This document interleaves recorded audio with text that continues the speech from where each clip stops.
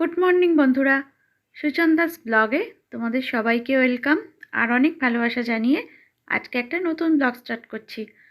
আজকে হলো শুক্রবার আর এখন ঘড়িতে সময় হচ্ছে সকাল 9:30। তো এখন থেকে তোমাদের সাথে নিয়ে আজকের ব্লগটা স্টার্ট করছি। সকালে উঠেই ফার্স্টে গাছে একটু জল দিয়ে দিলাম। এটা তো আমার একটা নতুন কাজ যুক্ত হয়েছে। আর এই দেখো বেশ সুন্দর কিন্তু আমার গাছে ফুল ফুটেছে। কি বলো তো বন্ধুরা, প্রথম যখন এনেছিলাম তখন একটা ফুল ছিল, তারপর আবার দেখলাম আর একটা ফুল ফুটেছে, বেশ দেখতে ভালোও লাগছে। আর এবার চলে এলাম রান্নাঘরে। তো এখন আলু চচ্চড়ি করছি, মানে ওই আলু দিয়ে একটু কড়াইশুঁটি টমেটো দিয়ে আলু চচ্চড়ি করছি। আর এটা আজকে জলখাবারে খাওয়া হবে। আর রান্নাঘর থেকে এখন চলে এলাম সিধে ঘরে, কারণ বিছানাটা গোছাতে হবে। আর কি বলো তো, আজকে দেখলাম একটু হালকা হালকা মতো রোদ্দুর উঠেছে, তো তার জন্য বিছানাটা গুছিয়ে নিয়ে জানলাগুলো একটু খুলে দিলাম। কারণ একদমই কদিন ধরে এত ঠান্ডা ওয়েদার আর এত প্রচণ্ড হাওয়া দিচ্ছিল, তো তার জন্য জানলাগুলো খুলতেও পারিনি। আর আজকে দেখলাম হালকা হালকা একটু রোদ্দুরের তাপ আছে, তো তার জন্য জানলাগুলো খুলে দিলাম। আর কম্বলগুলো পাট করে বিছানার সামনেটা একটু সুন্দর করে ঝেড়ে নিলাম। বিছানা গোছানোর পর এবার খাটটা একটু ভালো করে ক্লিন করে নিচ্ছি, মানে খাটের সাইডগুলো। তো এইগুলো একটু ভালো করে হালকা কাপড় দিয়ে মুছে নিচ্ছি।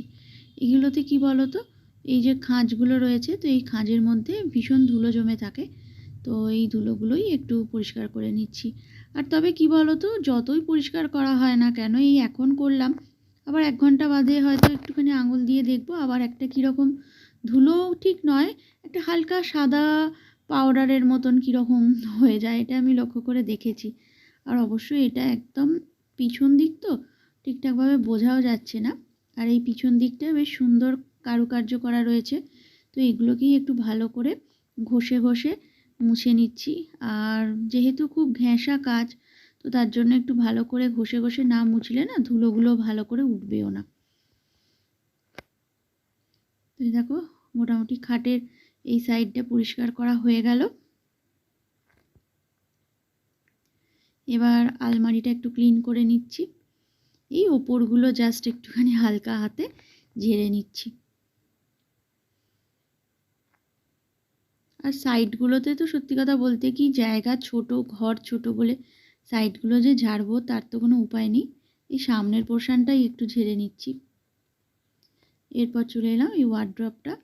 তোমরা তো মোটামুটি সকলেই জানো, এটাতে আমাদের রোজের ইউজের জিনিস থাকে, মানে রোজ যে জামা কাপড় পরা হয় বা চাদর, এখন তো শীতকাল, চাদর ছাড়া তো একটুও থাকা যায় না, তো চাদর সব কিছু এর মধ্যে রাখা থাকে।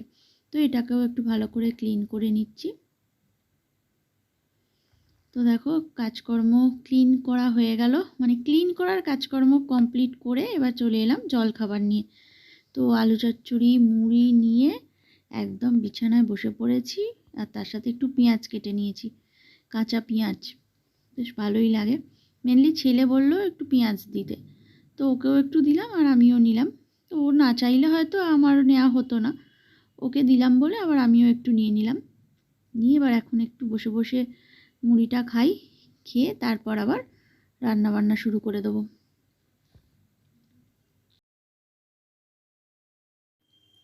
এখন রান্না বসিয়ে দিলাম। আর এখানে দেখো চিকেন করব, তার জন্য আলু কেটেছি, আলুটা ভাজাও হয়ে গেল। আর এখানে চিকেনের স্টু করব আজকে। তো গাজর বিনস সব কিছু কেটে নিয়েছি, আদা রসুন কেটেছি। আর মেনলি কি বলো তো, দুটো আইটেমই করব, চিকেনেরই দুটো আইটেম হবে, স্টু করব আর একটুখানি এমনি মাংস করব, কষা মাংস করব।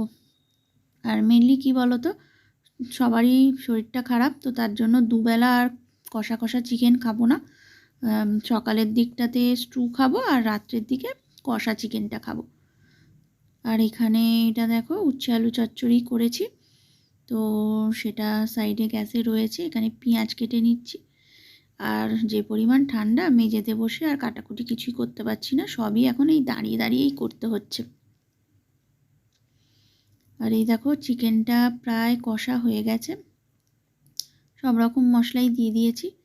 আর এপাশে স্টুটা করব, ছোট প্রেসারে সব কিছু আনাজপাতি দিয়ে একটু নেড়ে দেবো, তাহলেই হয়ে যাবে। আর এখানে টেচকি করে অল্প একটু ভাত বসিয়েছি, কারণ গতকালে অনেকটা ভাত রয়েছে, তো সেই ভাতটা দিয়ে যদি কিছু কম পড়ে তার জন্য অল্প একটু বসিয়েছি। আর এ দেখো চিকেনটা পুরো কষা হয়ে গেছে।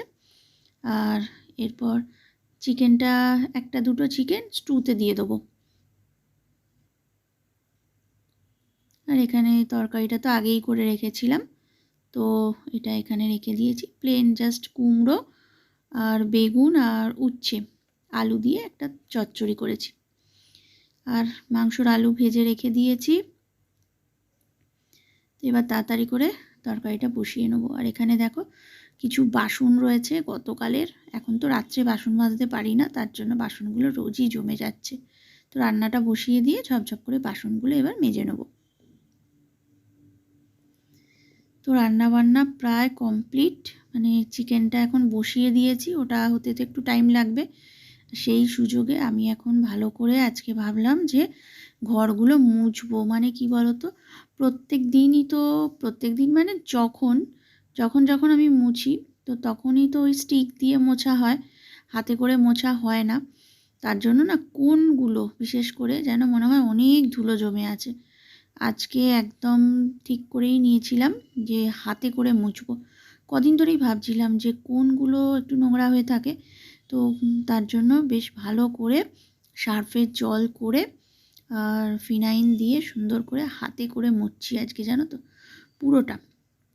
তো ঘরগুলো মোছা হয়ে গেছে, ঘরগুলো মুছে এবার এখন ডাইনিংয়ে চলে এসেছি, ডাইনিংটা মুছছি।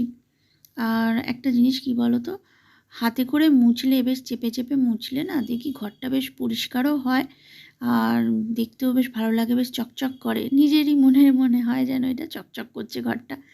আর স্টিক দিয়ে মুছি, দেখো স্টিক দিয়ে হয়তো আমরা আমাদের নিজেদের কাজের সুবিধার জন্য মুছে থাকি, কিন্তু আগে তো আমরা হাতে করেই মুছতাম। আমার ছেলে যখন ছোট, সেই তখন থেকে আমি হাতে করেই মুছতাম, কিন্তু তারপরে অবশ্য আমার কাজের লোক ছিল। আর এখন আবার কি বলতো, স্টিক ইউজ করি। আর একটা সমস্যা কি বলতো, স্টিক দিয়ে হয়তো মোছা যায়, কিন্তু চেপে চেপে যে মোছাটা সেটা হয়তো সবসময় হয় না। তো কাজ চালানোর মতো হয়ে যায়, কিন্তু একদম সুন্দর যে জিনিসটা সেটা হয়তো হয় না। তো দেখো ডাইনিংটা বেশ ভালো করে মুছে নিচ্ছি। আর তবে একটা কি, এরকমভাবে এই দেখো একদম কোণ থেকে একদম টেনে টেনে ময়লাগুলো সব পরিষ্কার করছি। মানে কোণগুলো না স্টিক দিয়ে মুছলে কি হয়, ভালোভাবে কোণগুলো সেরমভাবে তো ময়লাটা ওঠে না। তো তার জন্য এই দরজার কোণগুলো, সব কোণগুলো বেশ ভালো করে ঘষে ঘষে পরিষ্কার করে নিলাম। আর এই দেখো বালতিটা দেখো পুরো কালো জল বেরোচ্ছে যেন। তো মেনলি কি বলো তো, ওই জায়গাগুলো খুব নোংরা ছিল, তার জন্যই জলটা কালো বেরিয়েছে। তো যাই হোক, দেখো রান্নাবান্না পুরো কমপ্লিট, চিকেনটাও রেডি হয়ে গেছে। আর এরপর এখন সবাই মিলে আমরা খেয়ে নেবো, নিয়ে তারপর একটু রেস্ট নিয়ে আবার সন্ধ্যের দিকে আসবো। আর খাওয়ার পর আবার বাসন পড়বে, বাসনগুলো মাজতে হবে, আর রান্নাঘরটা একটু ক্লিন করে নেবো। তো এই দেখো সব রকম তরকারি, আর এই এক পিস মাছ ছিল ফ্রিজে, তো সেই মাছটা বের করে আবার মানে গরম করলাম। আর এই যে স্টুটা পুরো রেডি হয়ে গেছে, তো সব কিছু নিয়ে এবার জাস্ট খেতে বসে যাব।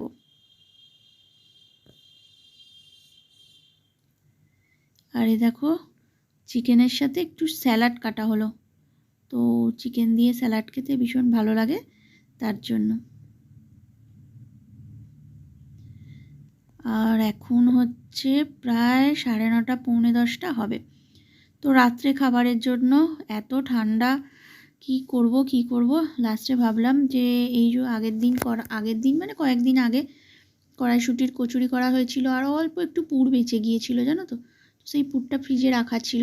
তো ভাবলাম ওটা দিয়ে আজকে সুন্দর করে পরোটা বানিয়ে নেবো, মানে যেরকম আলুর পরোটা হয় না, তো সে ঠিক তেমনই কড়াইশুঁটির পুরটা দিয়ে পরোটা করে নিচ্ছি।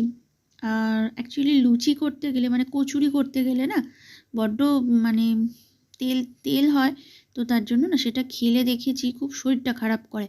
আর পরোটাতে কি হয় বলো তো, ওপরে তেল ছড়িয়ে হালকা করে ভাজা হয়, তো তো তখন আর এতটা মানে তেল তেল ব্যাপারটা থাকে না।